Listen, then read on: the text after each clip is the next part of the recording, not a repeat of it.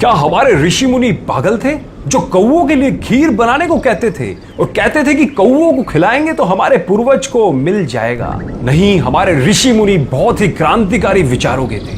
यह है सही कारण। जैसा कि आप जानते हैं कि पितृपक्ष के दिनों में कौओं को पितरों का प्रतीक मानकर भोजन कराया जाता है। यह सवाल अक्सर पूछा जाता है कि आखिर भोजन कौए को ही क्यों दिया जाता है।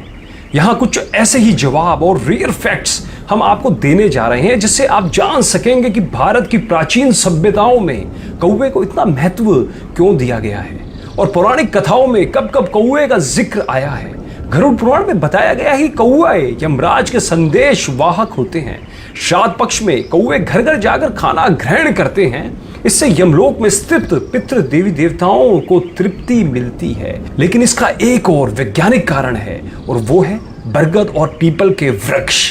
ये दोनों वृक्षों के टेटे कौवे खाते हैं और उनके पेट में ही बीज की प्रोसेसिंग होती है। बिल्कुल सही कह रहा हूं, कौवे के पेट में इन बीजों की प्रोसेसिंग होती है और तब जाकर बीज उगने लायक होते हैं। उसके पश्चात कौवे जहां जहां बींट करते हैं, ध्यान दीजिएगा, कौवे जहां जहां बींट करते हैं वहां वहां पर यह दोनों वृक्ष उगते हैं। दोस्तों, आपको एक बात और बता दूं, पीपल केवल जगत का एकमात्र ऐसा वृक्ष है जो राउंड द क्लॉक ऑक्सीजन यानी O2 छोड़ता है और बरगद के औषधि गुण अपरंपार है। देखो, अगर अब ये दोनों वृक्ष को अगर हमें उगाना है तो बिना कौवे की मदद से संभव नहीं है, इसलिए कौओं को बचाना पड़ेगा। अब आपको एक बात और बताता हूं कि मादा कौआ भादो महीने में अंडा देती है और नवजात बच्चा पैदा होता है। तो इस नई पीढ़ी के उपयोगी पक्षी को पौष्टिक और भरपूर आहार मिलना जरूरी है। इसलिए हमारे प्राचीन ऋषि मुनियों ने कौओं के नवजात बच्चों के लिए हर छत पर श्राद्ध के रूप में पौष्टिक आहार की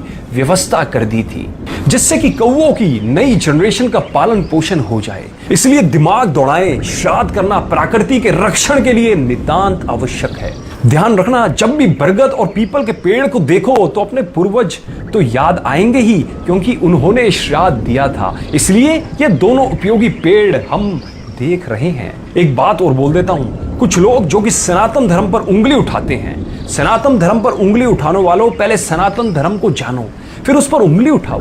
जब आपके विज्ञान का कुछ भी नहीं था, हमारे सनातन धर्म को पता था कि किस बीमारी का इलाज क्या है, कौन सी चीज खाने लायक है, कौन सी चीज खाने लायक नहीं है। अतः ज्ञान का भंडार है हमारा सनातन धर्म। हमारे समस्त वेदों में, हमारे समस्त पुराणों में ज्ञान का भंडार भरा पड़ा है और उनके नियम विदेशी शिक्षा पद्धति में पढ़ के केवल अपने पूर्वजों ऋषि मुनियों के नियमों पर उंगली उठाने के बजाय उसकी गहराई को जानिए और आपको पता लग जाएगा कि वो लोग कितने वैज्ञानिक थे। दोस्तों, मैं आप सब लोगों से एक अपील करना चाहता हूं कि इस वीडियो को ज्यादा से ज्यादा शेयर करें, जिससे समस्त लोगों को हमारे सनातन धर्म के बारे में पता लग पाए और उन लोगों को यह भी पता लग पाए कि हमारे जो पूर्वज थे, जो हमारे ऋषि मुनि थे, वो कितने वैज्ञानिक आधार पर चीजों को सोचते थे, उनका आकलन करते थे। और सब लोगों को इस ज्ञान के बारे में जरूर बताएं। धन्यवाद।